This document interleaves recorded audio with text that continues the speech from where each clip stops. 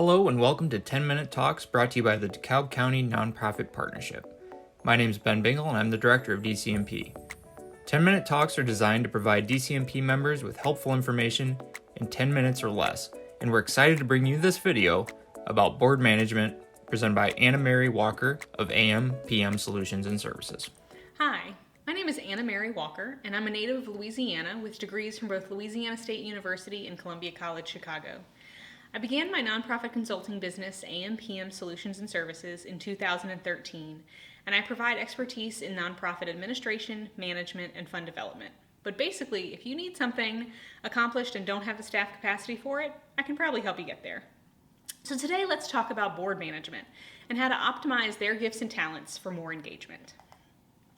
So what do we already know about boards? So here's a list of requirements that are in no way all-inclusive, but kind of give the high level of what board of directors are expected to do. And this is pretty much understood by people who are coming in to be board members and members of nonprofits altogether. But additionally, you want to make sure that your board makeup is balanced around individual skill sets and representation of the organization that you are, the community that you're serving. But how do you do that with your current board members or in recruiting new board members? So you need to look at your current structure. Do you have rotating terms and/or term limits for each member and position? And more importantly, if you do have them in place, are you actually executing the current system?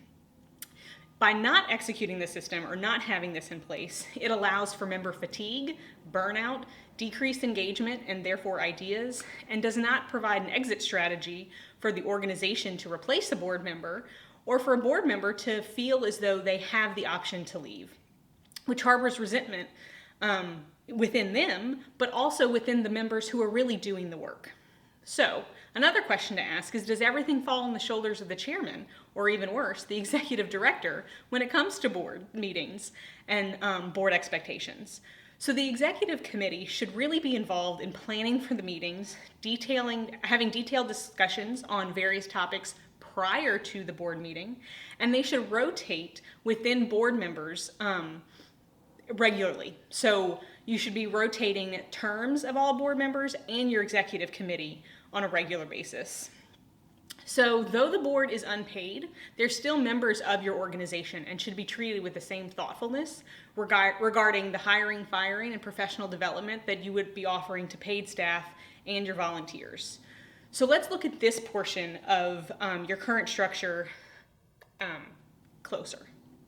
So basically, it's your board HR.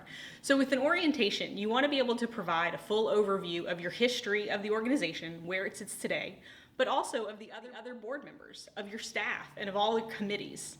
You obviously want to complete your paperwork like NDAs and conflict of interests, but you really need to make sure that each board member is completing a board member agreement, which is detailing the expectations regarding meetings, committees, financial obligations, and providing them an opportunity to do a skills assessment on themselves so that they can help to communicate where they might think they can offer their best efforts to your organization.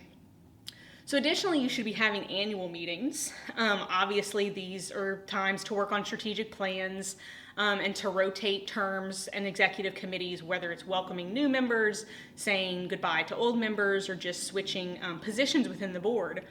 But if you've never done a board orientation with any of your members, or it's been a very long time, or maybe you have an executive director who is turned over and there's now new expectations for the board, this is a great time to do the orientation again and to make sure that everyone's on the same page as to what is expected moving forward. But also, you should be doing exit interviews when board members leave. Thank them for their service and commitment, that seems somewhat obvious, but also ask for suggested improvements and recruitment ideas for their replacement. Discuss what was expected of them next, because just because they're no longer on their board doesn't mean they're not committed to your organization, doesn't mean they're not passionate about your mission. So ask them to keep spreading the words to their network and keep participating in events that you might be hosting in the future so that they can still potentially give their time, talent, and treasure even though they're not serving in a board capacity.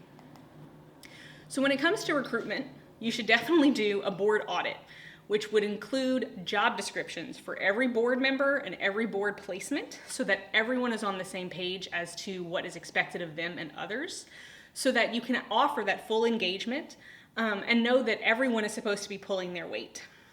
Also, committees are the backbone of a board, and they should be a collaborative experience that includes board members, staff members, and community members, because it gives these community members a taste of the operations of the organization, some board experience, and leads to potential new members once terms are ending and board members are leaving the table.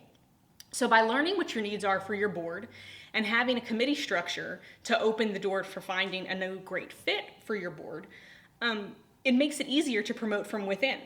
However, if you're looking at your committees and there's no one that makes sense to step up to your board, you can obviously look outside of your committees to find someone who's going to work and fill the gaps that you need. However, if you can't find anyone in any of your committees that could be a potential board member, you may want to conduct a committee audit to make sure that you are really using these committees to the best of your ability and that these people are really going to be committed to your organization in a way that is going to keep you moving forward in the future. So in the end, I just want to remind you to always, always, always say thank you to your board members. Any unpaid person connected to your organization should be thanked profusely. And when they feel valued, they're more likely to continue to engage. But you know what? It also goes a long way with your staff. So you should thank them all the time as well, because when people feel as though their efforts are making a difference, it's going to give them that intrinsic motivation to continue to work hard. So you want to make sure that you're able to trim the fat so that those worker bees are not damaged by the unengaged members of the team, and you can keep people coming back with passion and enthusiasm.